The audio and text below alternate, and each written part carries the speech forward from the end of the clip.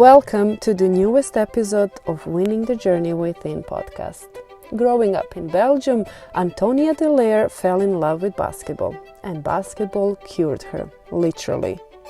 Her journey took her far beyond her home country, which she now represents successfully on and off the court, from youth competitions all the way to the Olympics. But today, she's here to talk about more than just winning. We are exploring the mental side of the game, how psychology shapes performance, and what it really takes to be clutch. 2 times European champion, 2 times Olympian, someone who understands the athlete's mind better than most, and someone who knows how important it is to win within. Well, hello, Antonia. Welcome to my podcast. Thank you for accepting my invitation and being a part of Winning the Journey Within. No, thank you. It's been a real honor, and I'm following your podcast, so I'm looking forward to our talk. Yeah, I've noticed that you followed for a while, and I was like, okay, she's in the same kind of psychology also. Like you've studied it, you mastered it, and I was like, okay, we're gonna have a great conversation, I'm sure. Yeah, definitely. It's. I think it's so important for athletes. So it's amazing to hear all the stories you had with other athletes. Thank you so much. And because you've seen some episodes, you know my first question, and I always ask my guests, "Who are you without basketball?" Yeah, it's not an easy question because we often define as a basketball player. If we have a bad game, we think that we are like a bad person, it's not always easy, but I learned through the years more and more who I am as a person. I think I'm more introverted. I need to feel good in like an environment where I feel trust and confidence from people, and then I will open myself up. I like to listen to people. I think I'm quite empathic, and I love to learn from them, but also to help them. I like to enjoy the little things, with family and friends to have a coffee or to do this kind of stuff. And I love to travel. I think it's one of the best parts of playing basketball abroad, that you can enjoy so many cultures, that we can have friends from over the whole world. I think that's an amazing part of our job. Yeah, I definitely agree. And how did the basketball relationship start for you? How did you fall in love with basketball? Well, pretty young. I was 5 years old, so it's been a while. Yes, it was actually because as a child I had asthma. So the doctor told me like it would be good if you would play a sport, and I started to play basketball. It was a coincidence. It was like I could walk to my club, so it was perfect. And I never stopped. I loved it from the first moment. I never did another sport. Even I love every kind of sports, but I only play basketball. So yeah, it's been a while. But that's so new. I've never had this answer before. And I've had asthma when I was little too. I was born with it, you know. And also basketball cured me literally. Like once I started playing basketball, it never came back again. So I Yeah. thank you for that too. But I've never heard anyone else say that. No, and it's not like in my family nobody plays basketball. Like my dad did it sometimes in school, but like nobody did it as a hobby. So it was the best coincidence that ever happened to me. Oh, that's beautiful. And how is your family now with you and your sport and your career? They follow you, they support you. How much does that mean to you? Yeah, of course they follow me. They try sometimes to come also to the countries where I play, which is amazing to also do with them because they know me. Since since when I was born, but they know also all the stages where I went through. So it's really nice to do it with them. And also my brother, he's also he always played soccer, but like he follows me. He's super proud. Like it's amazing to do with them together. That's beautiful too. And how has it been in Belgium? Your beginnings, those first years of playing basketball. How did you? Because now we know Belgium. You know, Yes. you guys, your generation and few generations around you have made it what it is now, the powerhouse and all of that. But how was it for you, the beginnings? And when did you discover that you wanted to leave and to see how it is outside of your Yeah. country? Well, we had when I was young, we had Anne Wouters. She was like our idol. She was the one who was playing abroad, who was doing amazing in the world. But like our national team was on Eurobasket, but they were not doing great results. Like we were following it, but it was not like a hype in Belgium. So I never thought I would play outside of basketball. Like I was always like, okay, I want to become a basketball player, but I didn't realize that I could play outside of Belgium, you know? So when I was like 12 years old, I got selected to go to like the top sports school. It's like a school where like talented players can go to, and they follow school, and you practice a lot. And then with the U teams, I played together with Emma Meesman and Julie Van Loo, and we won the gold medal with the under 18. But even at that moment, we were like, okay, amazing, but we didn't realize that we could do the same stuff in as a senior, you know. So it was like step for step for it. I step to step for us.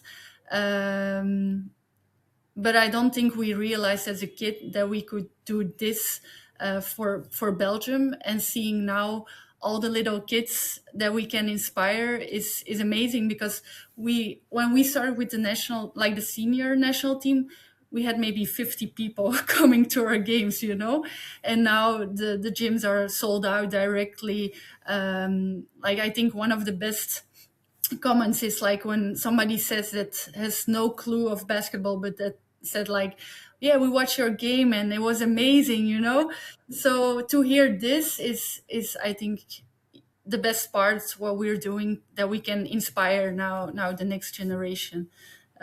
Yeah. Yeah, and it's a great responsibility too, no?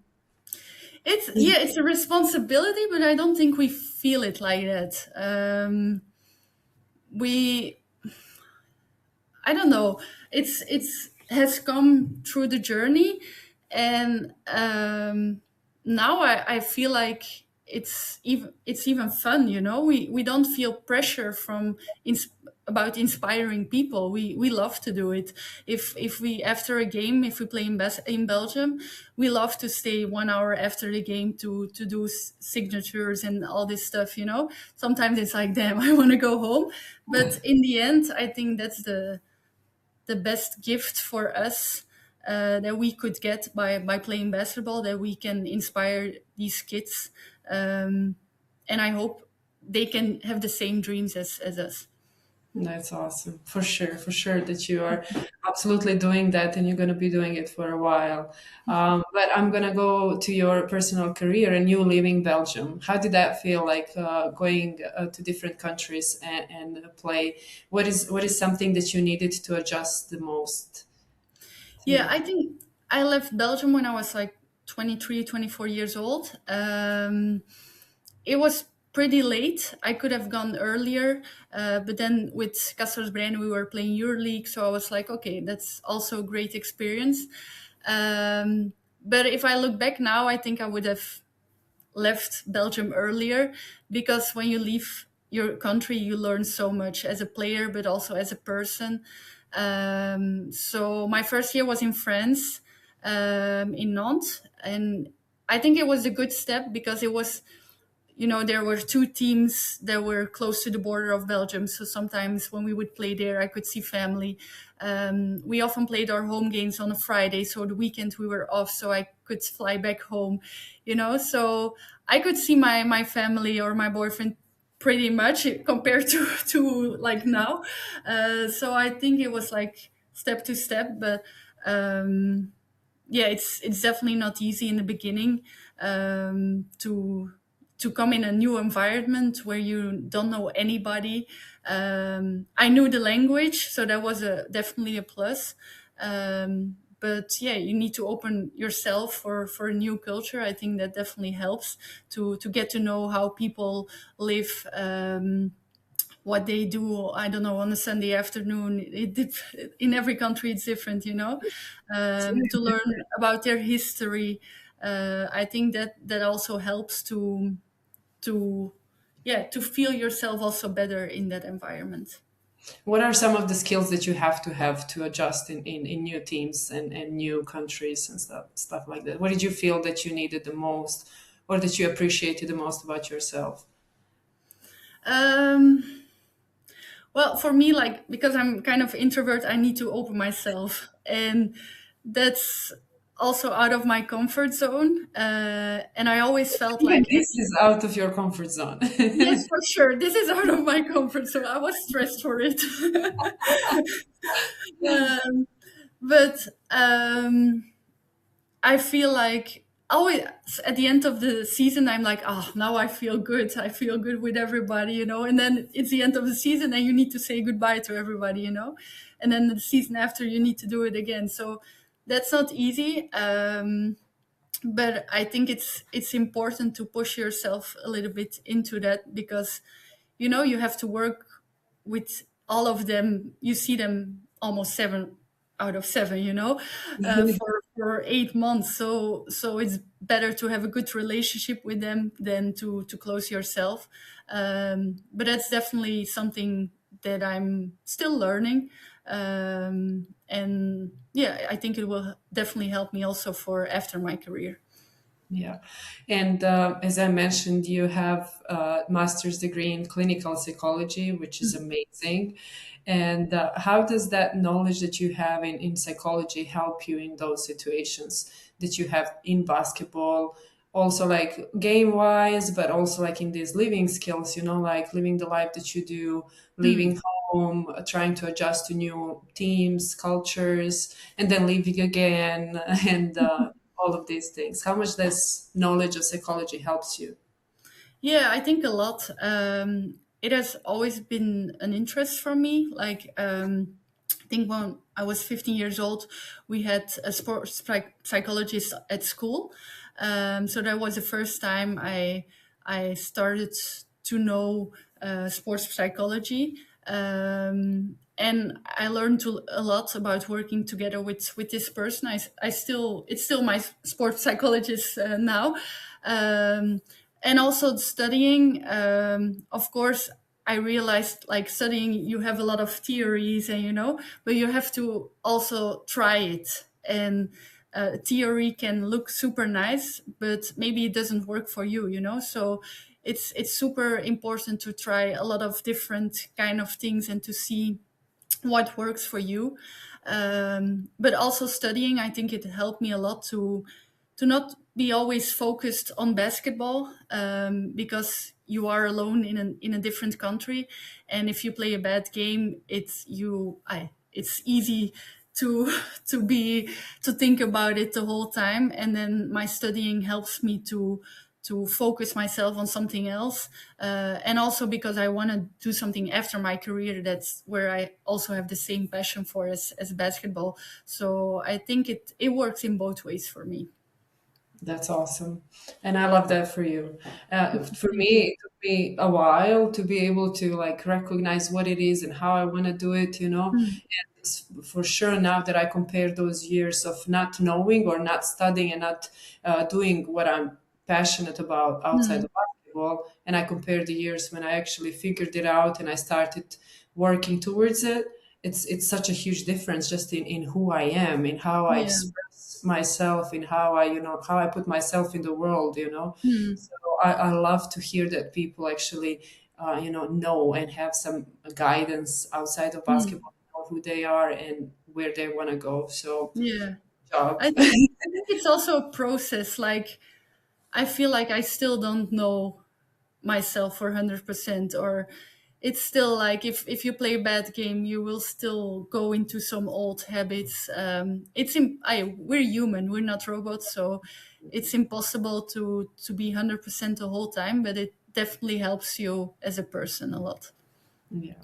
And also, like for you, for example, as somebody who comes from Belgium and plays every Eurobasket, every World Cup, Olympics, all year around, you play for the club and for the national team, and it's a constant. Basketball is a constant throughout the whole year. How do you prepare your body? How do you prepare your mind? What is something that you could tell me that helps you in this process? Yeah, I think for me, national team is like a no-brainer. I do it every time, so it's not hard to do it. I think it's not, because I think some players are doing WNBA and Eurobasket and their competition. They are really 100% of the year they're doing basketball. I still have always sometimes in the summer that I can I not think about basketball, that I can enjoy home. But at the other hand, for me, it's also a nice moment where I can really work on myself. Like I love to do individual practices, and I that's something which is way harder to do during the season. But these practices are give me also confidence for the whole season, and you really feel that you get better every practice. So this is something I try to do during the off season. um, I think it's important also during the season to get your mind off basketball, because if you're thinking about it the whole time, it's impossible. It's so important to go do stuff with friends, or to visit things, to read a book, or I don't know, to do something that don't remind you about basketball. So I think that helps me also. Preparing physical, I try to prepare myself the best way I can. I feel now that I'm getting older. I definitely feel that my recovery is not that good as it used to be. But I try to do the normal stuff, like eating healthy, doing the recovery boots, like this kind of stuff. So yeah, I think it's also because you love basketball that you can do it so much, and I think that definitely helps. Yeah. And as you work on your body the whole year, as we hear and as we know, and you mentioned your sports psychologist, do you how often do you speak to him or her, and how important that is to you during the whole year? Well, now not so much anymore, because I feel like I have the tools to work with. I think it's like more in like really situations where I don't know anymore what to do, that I will call her. I also talk a lot with my boyfriend. We talk also a lot about these things. I think it's good to have like a few people around you that you can really trust. And it's like, I feel like now I really have like a team around me, that if I have, I don't know, an injury, I can go to my physio. If I struggle with something mentally, can go to my sports psychologist. But I think now I really have the right people together with me, and I just know that if there's something I struggle with, I can call them, and they will help me.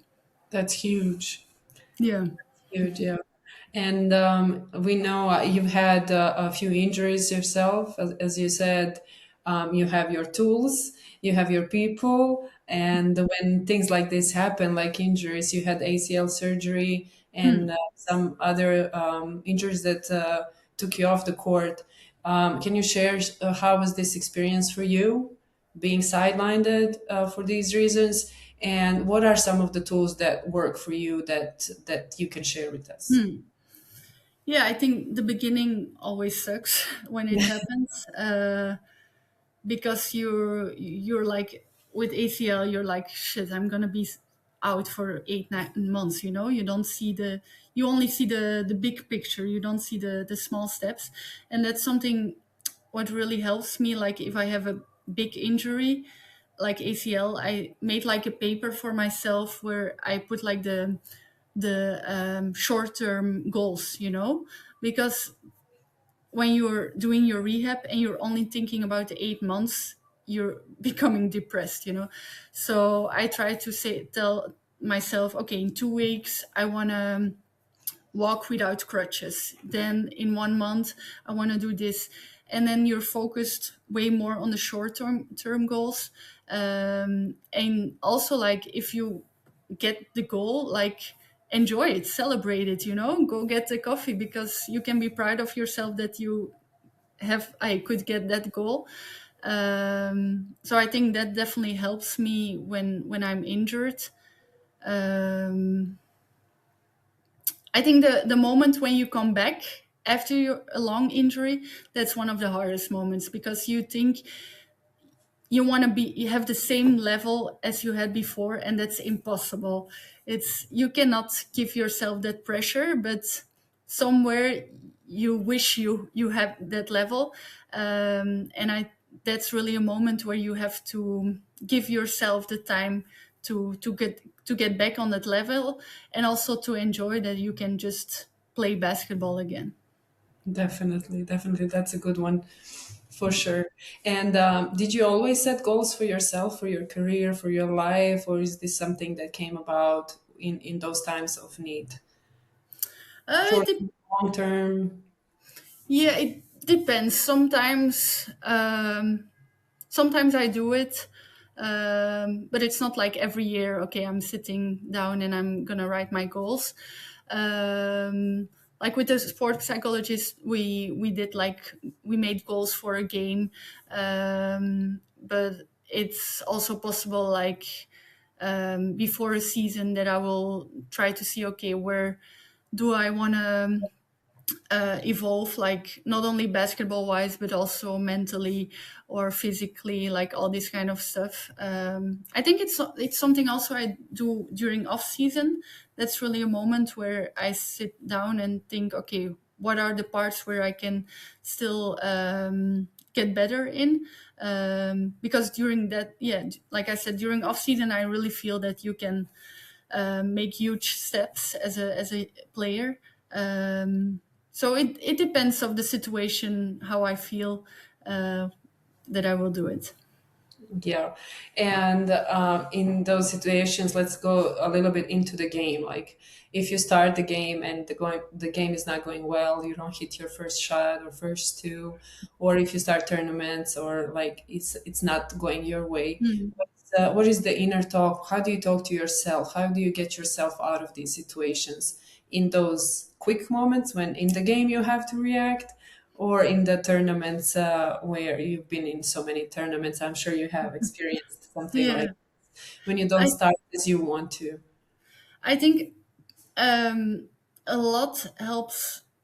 It helps me a lot to work before already. Like when we have a big tournament, I will tell myself a few weeks before, like, I'm gonna play a good tournament. And because I'm telling myself so many times, I'm starting to believe it.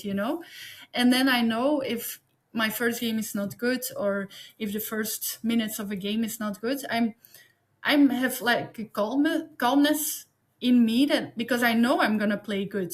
So I don't care if I miss the first shots. I know I will play good, and I've noticed that that's something that really helps me. Um, I cannot do it every game because then I feel like the spark is gone. But I think experience definitely helps. It I experienced so many games. It doesn't mean that if you play the first half bad that you cannot win anymore, or that you cannot be important for the team. I think it's important to try to find things that you can like control a little bit more, like playing a good defense, um, making a box out, taking a rebound, give an assist, or like talk to your teammates, like these things. If you focus yourself more on that, then the rest will come. So I think that's also something that can help. I love that you've mentioned this because I was prepared to ask you about this Eurobasket, and which was amazing for you. And in Yeah. the last two games, in the semifinals and in finals, you're hitting the clutch shots.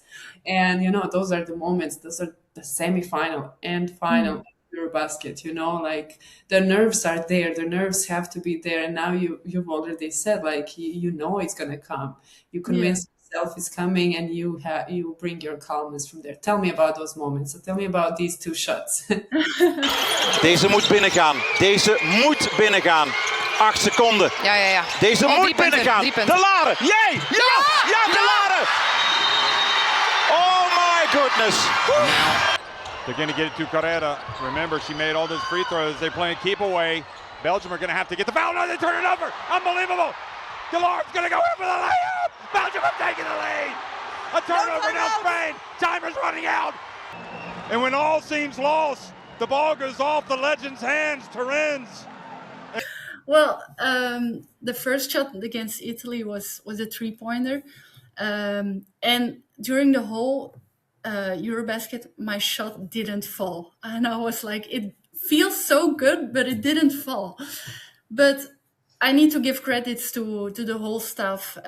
They were like, even Coach Mike told me like 2 or 3 minutes before this moment against Italy, like, please keep on shooting, it's going in. My teammates were giving me the confidence.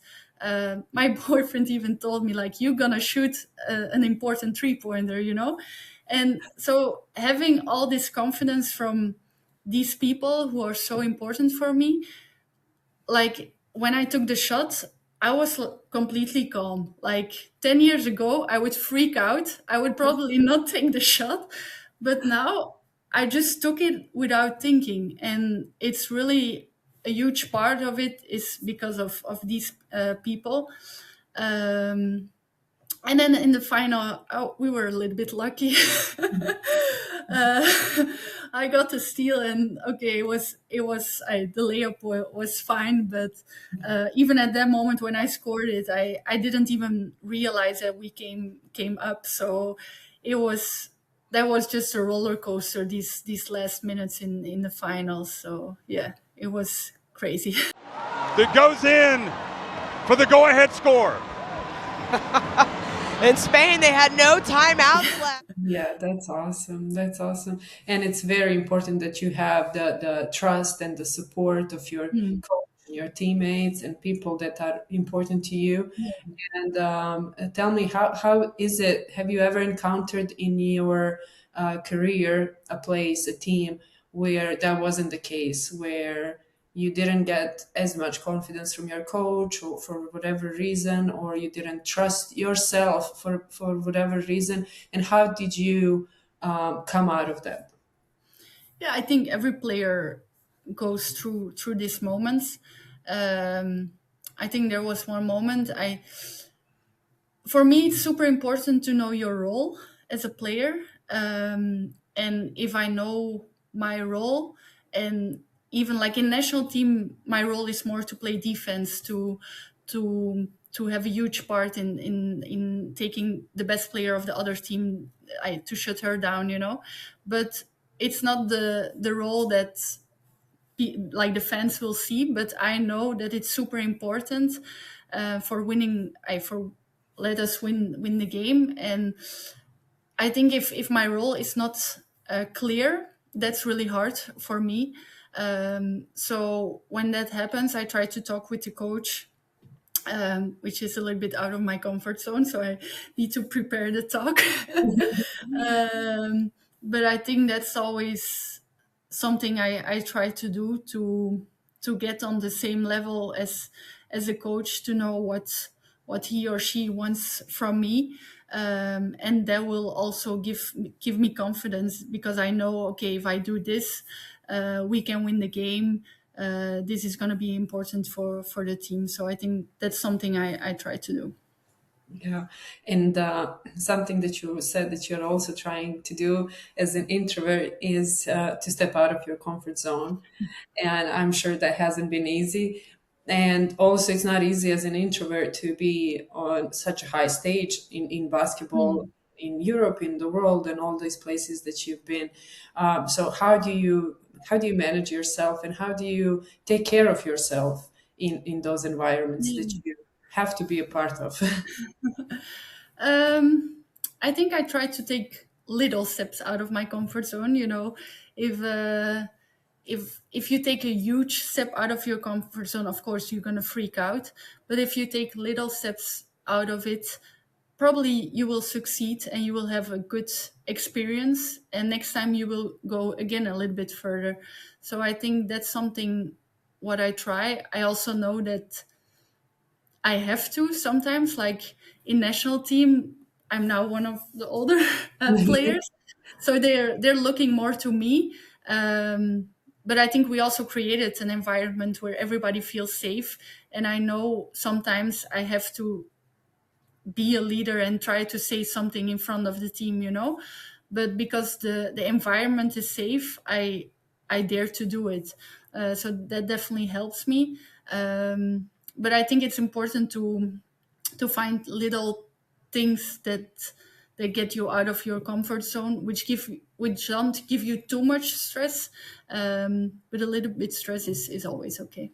Yeah, and that's so beautiful to hear about your national team because you guys are really like you're playing like you look like you say you are. You look like you are in a safe space. You can perform, you cannot perform well, but Mm. there's always somebody who's going to step up and take that game for you guys. And it's been really a pleasure to watch you in all these Thank you. years. And I've also I was able to see the picture, the work behind you guys that your federation Mm. is doing, and that's also so beautiful. And I when I figured out what they are doing, I was like, there is no wonder why they are so successful. So I'm using this chance to say bravo to them too. Yes, no, for sure. But No, yeah, it's so important. Yeah. that's what I wanted to ask you, how important it is for you guys to be able to perform and to grab all these chances when you have a team like that, and to know just that they're there, that they're fighting for you on all fronts. Yeah, I think first of all, it really feels like family national team. Like we've known each other for, like I said, tell you, like some girls I know for 15 years now. So we know what we need from each other. And I think the federation has played a huge part in helping us. Like we started from like almost nothing, but they also get more and more professional. There's still some work to do, but I think we're both growing into a better direction, and we're helping each other in it. But like they organized. Like the OQT in Antwerp was we played for 14,000 people. They all organized this, you know. We will play the Eurobasket, the group phase in 2027 again in Belgium. So that's something also for us. It's gives us so much motivation to keep on playing for national team and to keep on inspiring the people in Belgium. Yeah.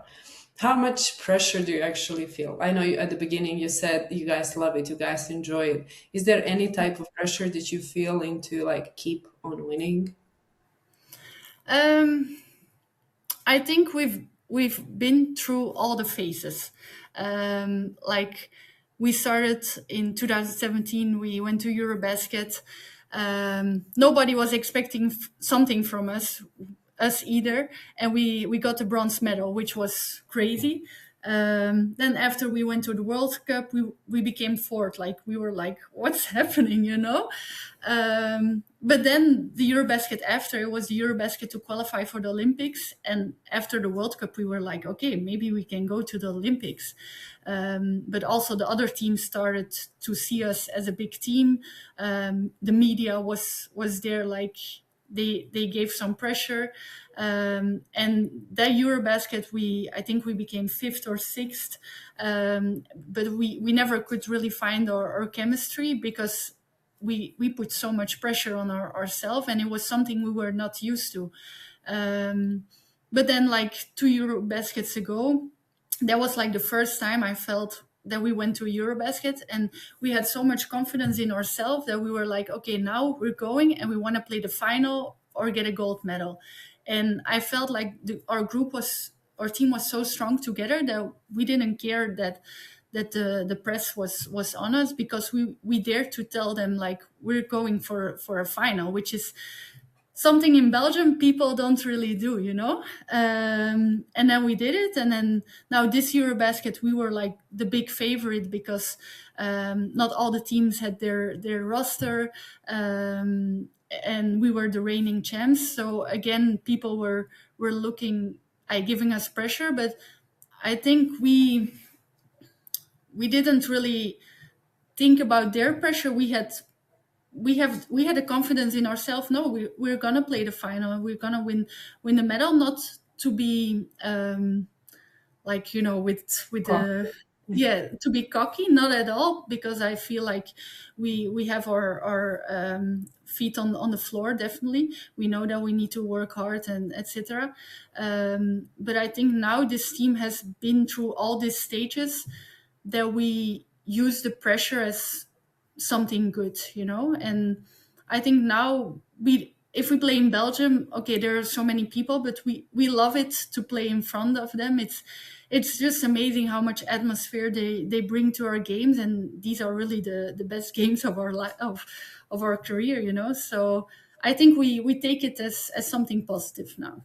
Yeah, that's definitely the experience, but also it's not easy to always use pressure as motivation. Normally, like it kind of, you know, doesn't allow you to perform in the Yeah. way that you should have. So that's a great growth in you guys, and great job, you know, for you and for the people that work with you.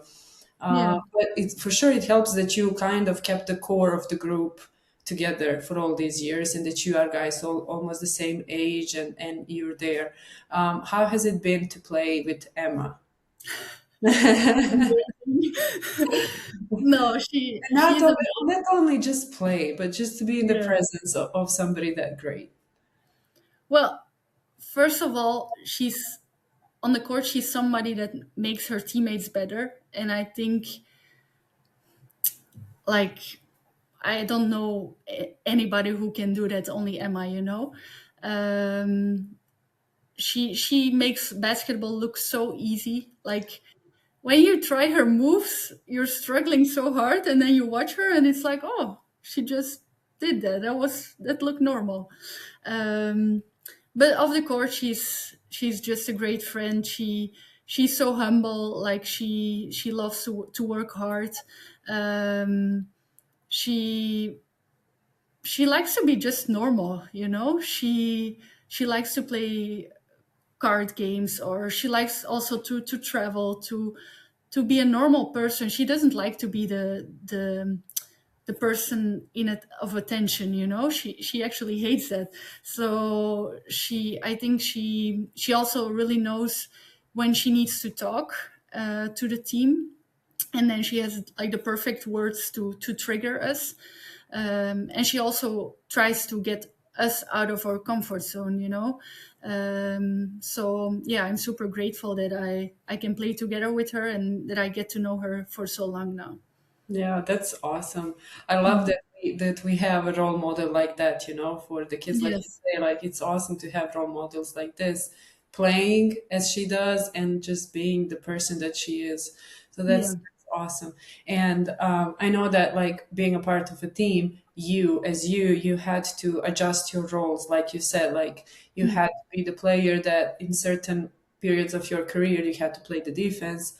In certain periods you're waiting for the ball to shoot because of the shot you have and then like this could be the national team, but when you go to your teams, when you go outside of Belgium and play for the clubs, you're coming as a foreigner, you're coming as somebody that they need to perform. So how do you manage all those roles that you had to have and have to have? Yeah. I think that's one of my strengths, that I'm flexible to in my roles. That if I know that I have a role where I can help the team to win, then I will do everything to make the best out of that role. Like now in my team, it will be more offensively. Like they accept for me to create for my teammates, and it also helps me to get better in all aspects of my game. In I don't know, in Venice they look for more for me to shoot. Like in every team, I try to find something that will help the team, but I know that it also helps me to get better as a player and as a person. Awesome. That's, like, I don't know about you, but like I always say that those are the healthiest people in general, like those flexible people, Mm. You know who you are, you know what you can bring, but also like you adjust to the roles that you are given and you grow. So I Yeah. love that for you. And what are some of the now going in between psychology and being an athlete, because you have the both sides. What are some of the mental skills that you think that are very important for an athlete to have? For sure, confidence. I think if you have confidence in yourself, if you believe that if you shot the shot, it's going in. 90% of it's going in. So confidence is so important, but it's also not always easy to keep it in yourself. um, I think being coachable is also really important, um, to be open, for the stuff that your coach tells you, but also to learn from your other teammates, or when you watch games from, like, even the men, you can learn so much. It's also super important. Um, I think knowing your strengths and weaknesses is also a good thing. Um, because you know, like, okay, I'm good in this, let's work super hard on it, so it becomes I become a master in it. And also knowing the strengths and weaknesses from your opponent helps also. If you know, uh, before a game, okay, she isn't good in defending, I don't know, the closeout, try to attack this. So these things definitely help you as a player to grow as a person, but also, of course, as a player. But how much do you watch the tape? How much do you watch yourself and the opponent?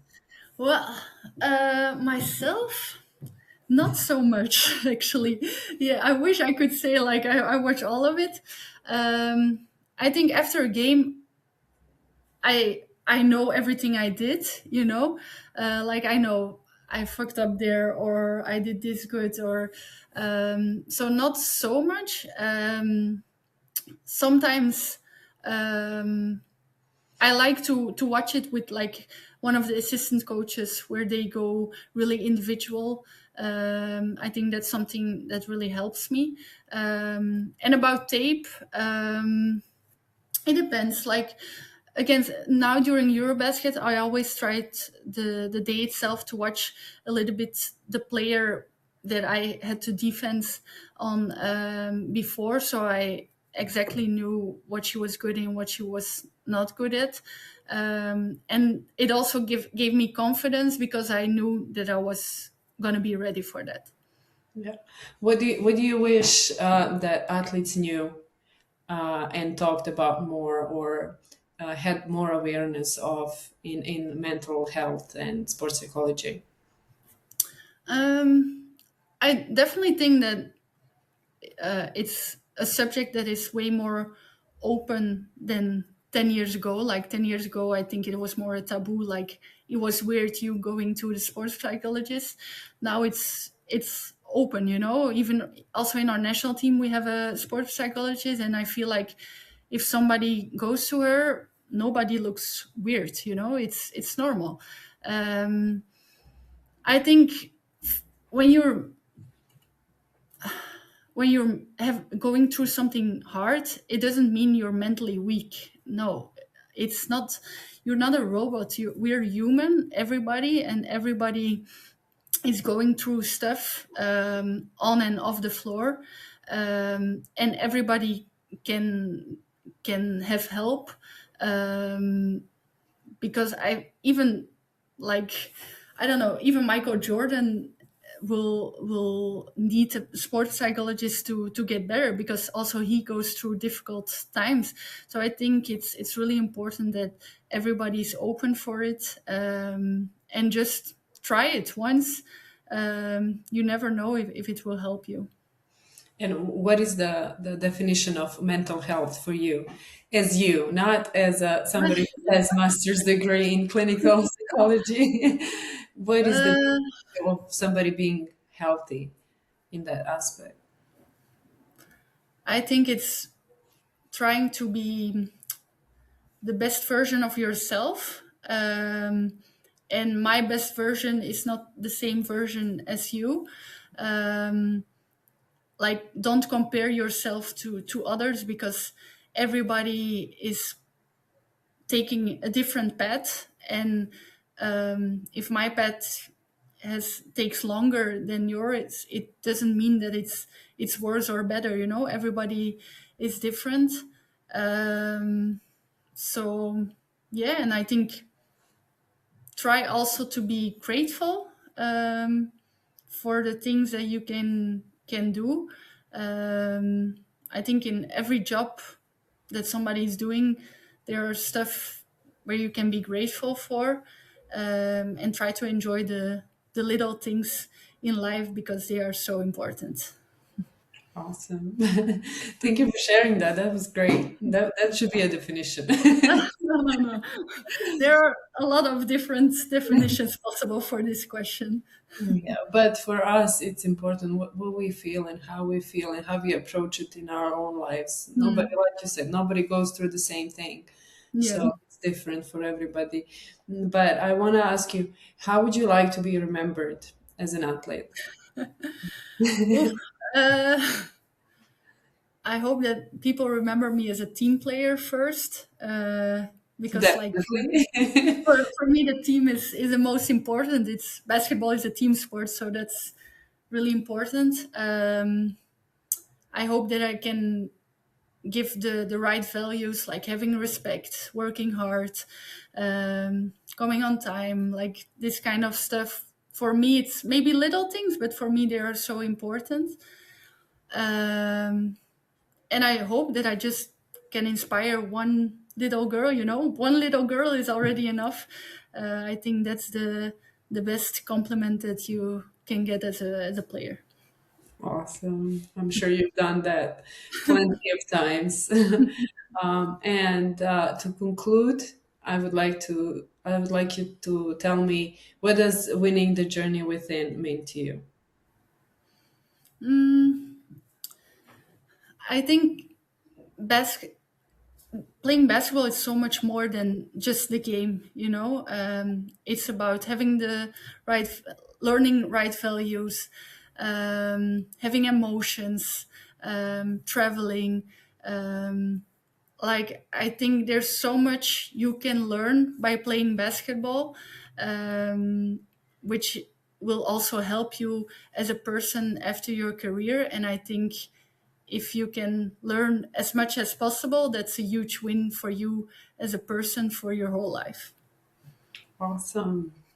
I love that. I don't think I've had that definition yet either from this name. That's awesome. Thank you so much. Thank you. No, thank you.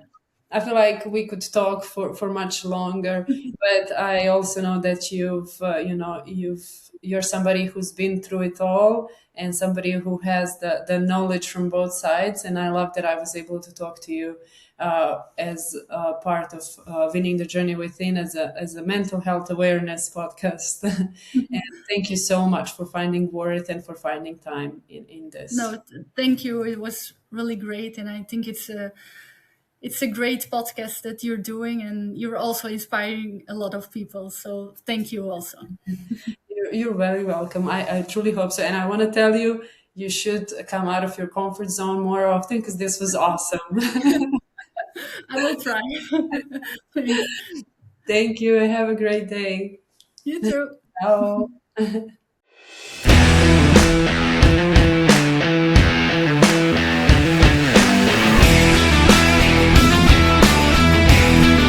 Jovanovic.